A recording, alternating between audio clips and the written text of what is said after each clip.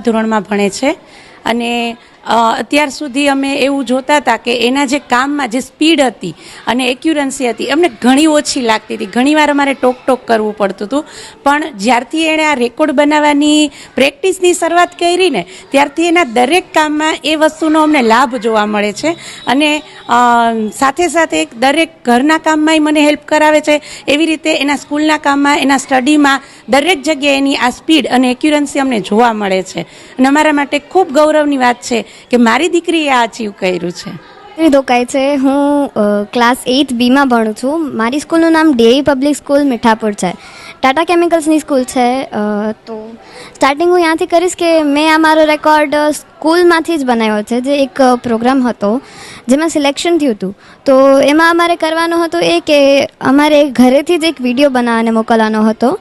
તો હતા અમે થોડા ઘણા છોકરાઓ, તો એમાંથી સૌથી ઓછા ટાઈમમાં બેકપેક કરવાનો હતો એ મેં કર્યું છે. અને મારો રેકોર્ડ ફાસ્ટેસ્ટ બેકપેક જે સ્કૂલ બેકપેકનું હતું એમાં મેં 15 આઇટમ્સ કાં તો 15-16ની એક્યુરેટ ઉપર નીચે જરાક એ રીતે મેં બેકપેક કર્યું હતું. હા, હું નર્વસ થતી હતી, પણ મેં મારી પ્રેક્ટિસ જે મેં કરી હતી એનો રંગ આવ્યો. તો આ વસ્તુ થઈ સમથિંગ 17 ઓક્ટોબર 2023માં. તે દિવસે મારું સિલેક્શન થયું હતું.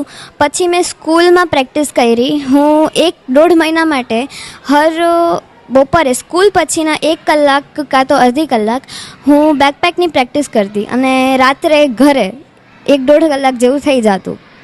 આટલી વાર મેં પ્રેક્ટિસ કરી કે વિડીયો ઉતારીને પ્રેક્ટિસ કરી, આમને પ્રેક્ટિસ કરી, ટાઈમર હારે કરી. એટલે હું પોતે કન્ફ્યુઝ થતી હતી કે મેં કેટલી વાર કરી, બટ આખિરકાર મેં કરી લીધું.